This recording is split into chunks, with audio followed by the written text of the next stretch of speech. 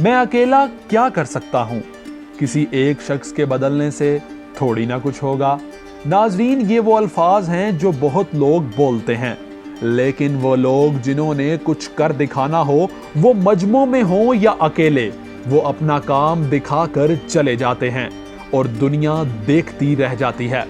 کچھ یہی حال اس نوجوان کا بھی تھا جب پوری دنیا کے کفار خلافت عثمانیہ کو مٹانے کے لیے اپنی ایڑی چوٹی کا زور لگا رہے تھے۔ اس وقت دنیائے اسلام اور مسلمانوں کے درمیان شدید غم و غصے کے جذبات تھے، اور مسلمان پوری دنیا سے خلافت عثمانیہ کے بچاؤ کی خاطر کوششیں کر رہے تھے۔ بر صغیر کے مسلمان بھی ان کوششوں میں پیش تھے۔ لوگوں نے اپنے زیورات اور گھر کا سامان بیچ کر اہل ترک کی بہت زیادہ مالی امداد کی، لیکن مال کے ساتھ ساتھ جان کی بھی ضرورت تھی۔ بہت سے لوگ ترکی کی مدد کے لیے ان کی فوج میں بھرتی بھی ہوئے، اور یوں بر صغیر میں اس تحریک کو تحریک خلافت کا نام ملا۔ ناظرین، انہی ایام میں ایک نوجوان علی گڑھ یونیورسٹی سے تعلیم حاصل کر رہا تھا۔ وہ انتہائی باخبر اور ذہین لڑکا تھا۔ اسے جیسے ہی معلوم ہوا کہ اس کے ترک مسلمان بھائیوں کو اس کی ضرورت ہے تو اس نے ترکی جانے کا فیصلہ کیا، لیکن اس کے والد نے اجازت دینے سے انکار کر دیا۔ چنانچہ وہ اپنے والد کو بتائے بغیر ہی ایک ابتدائی طبی امداد کے وفد کے ساتھ ترکی کے لیے روانہ ہو گیا۔ وہاں جا کر اس نے دن رات ایک کر دیے۔ وہ میدان جنگ میں گھس جاتا اور توپوں کے گولوں کی پرواہ کیے بغیر ہی زخمی لوگوں کو ڈھونڈ کر باہر نکال لیتا، انہیں پانی پلاتا اور ابتدائی طبی امداد فراہم کرتا۔ یہی نہیں بلکہ اگر کہیں لڑائی کا موقع ملتا تو وہ اس سے بھی پیچھے نہیں ہٹتا تھا۔ ناظرین، کچھ عرصہ گزر جانے کے بعد وہ وفد واپس آ گیا، لیکن اس لڑکے کا ایثار اور جذبہ قربانی دیکھیے کہ اس نے اپنے وطن واپس آنے سے انکار کر دیا اور کہا کہ میرے ترک بھائیوں کو ابھی میری ضرورت ہے اور میں باقی کی زندگی ترکی میں ہی گزاروں گا۔ اہل ترک آج بھی اسے اپنا ہیرو مانتے ہیں۔ ناظرین، پشاور کے شہر سے جانے والا وہ پٹھان لڑکا کوئی اور نہیں بلکہ ترک لالا تھا۔ ترک لالا کی زندگی کے احوال کیا تھے؟ ترک لالا کو قتل کرنے والے افراد کون تھے؟ اور ترک لالا کی زندگی پر مستقبل میں پاکستان کی طرف سے کون سی ڈرامہ سیریز بننے جا رہی ہے؟ اگر آپ یہ سب جاننا چاہتے ہیں تو ہماری اس ویڈیو کو آخر تک دیکھیے گا۔ ناظرین، ترک لالا کا اصل نام عبد الرحمن تھا۔ ان کے والد کا نام غلام حمدانی تھا۔ آپ 6 دسمبر سن 1866 کو پشاور میں پیدا ہوئے، جس کی وجہ سے آپ کو عبد الرحمن پشاوری بھی کہا جاتا ہے۔ آپ بچپن ہی سے انتہائی ذہین تھے۔ چھوٹی عمر میں ہی قرآن پاک حفظ کر چکے تھے اور ابتدائی تعلیم پشاور کے میونسپل بورڈ اسکول سے حاصل کی۔ 7ویں جماعت تک اس اسکول میں پڑھنے کے بعد مارچ 1906 میں مزید تعلیم حاصل کرنے کے لیے علی گڑھ کالج میں داخلہ لے لیا۔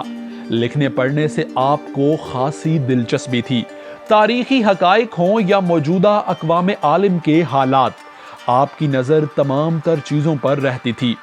کالج کے دنوں میں ہی مولانا حسرت موہانی کے رسالہ اردو معلیٰ میں لکھنا شروع کر دیا۔ 1908 میں ترک لالا نے انگریزوں کے ظلم اور بربریت کے خلاف مضمون لکھا اور اسی جرم میں آپ کو علی گڑھ یونیورسٹی سے 3 سال کے لیے نکال دیا گیا۔ اس کے بعد بھی آپ حق بات کہنے سے باز نہیں آئے اور شملہ آ کر یورپی اسکول میں داخلہ لے لیا اور اپنی تعلیم کو جاری رکھا۔ وہیں آپ کو دل کی بیماری لاحق ہونے لگی۔ بہت سے ڈاکٹروں سے علاج کروایا مگر افاقہ نہیں ہوا۔ شاید قدرت کو کچھ اور ہی منظور تھا۔ چلتے چلتے آپ کا علاج دہلی کے ڈاکٹر مختار احمد انصاری تک آن پہنچا، جس کی وجہ سے آپ کی طبیعت کچھ سنبھلنے لگی۔ ڈاکٹر انصاری سے ان کی ملاقات شاید قدرت کی طرف سے ایک بہانہ تھی، کیونکہ 1912 میں بلکان کی عیسائی ریاستوں نے ترکی پر حملہ کرنا شروع کر دیا اور خلافت عثمانیہ کمزور پڑنے لگی، تو برصغیر کے مسلمانوں نے ترکی کی مدد کا فیصلہ کیا۔ جس کے پیش نظر ڈاکٹر انصاری کا ایک طبی وفد ترکی کے لیے روانہ ہوا اور ترک لالا بھی اس وفد میں شامل ہو گئے۔ اپنے والد سے اجازت نہ ملنے کے باعث وہ اپنا مال و اسباب بیچ کر والد کو بتائے بغیر ترکی کے لیے روانہ ہو گئے۔ ترکی پہنچنے کے بعد یہ وفد 3 حصوں میں تقسیم ہو گیا۔ کچھ لوگ استنبول میں مقیم رہے اور چند لوگ محاذ پر بھیجے گئے۔ ان کے انچارج چودھری خلیق الزماں تھے۔ باقی افراد کو گیلی پولی کے محاذ پر بھیج دیا گیا۔ ترک لالا ہر جگہ پہنچ جاتے اور ترک فوجوں کی مدد کرتے۔ ان کے اندر جذبہ انسانیت کوٹ کوٹ کر بھرا ہوا تھا۔ وہ زخمیوں کو اپنا کندھا دے کر میدان جنگ سے نکال لیتے، ان کے زخموں پر مرہم رکھتے اور ہسپتال کے لیے روانہ کرتے۔ جلد ہی ان کا نام ترک افسران کی زباں پر تھا۔ سب لوگ ان سے واقف ہونے لگے۔ جون 1912 میں یہ وفد کامیاب ہو کر برِ صغیر واپس آ گیا۔ خلیفہ سلطان محمد خامس نے وفد کو خود رخصت کیا اور عبد الرحمن پشاوری عرف ترک لالا کو اپنے ملک ہی رکوا لیا۔ عبد الرحمن پشاوری نے ترک فوج میں شمولیت اختیار کر لی۔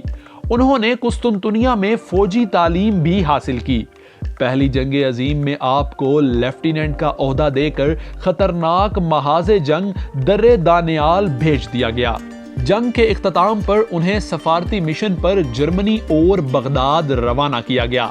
مصطفیٰ کمال نے انقرہ میں اپنی حکومت کی بنیاد رکھی تو انقرہ حکومت نے ترک لالا کو مارچ 1921 میں اپنا سفیر بنا کر کابل بھیجا۔ وہ 1923 تک افغانستان میں ترکی کے سفیر رہے۔ گھر والوں سے بچھڑے انہیں 10 سال بیت چکے تھے۔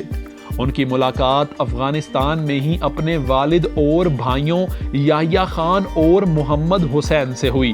3 نومبر 1921 میں وہ دوبارہ ترکی واپس آ گئے۔ حکومت سے اختلافات کے باعث آپ حکومت سے الگ ہو گئے۔ اسی دوران آپ کی ملاقات مولانا عبید اللہ سندھی سے بھی ہوئی۔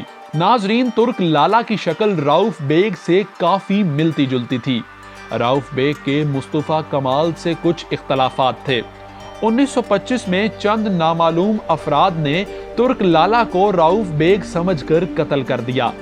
ان کے قاتلوں کا آج تک کوئی پتہ نہیں ہے۔ ترک لالا کو پورے فوجی اعزاز کے ساتھ ترکی میں ہی دفن کر دیا گیا۔ کہا یہ جاتا ہے کہ انسان جہاں کی مٹی سے بنا ہو اسی سرزمین میں دفن کیا جاتا ہے۔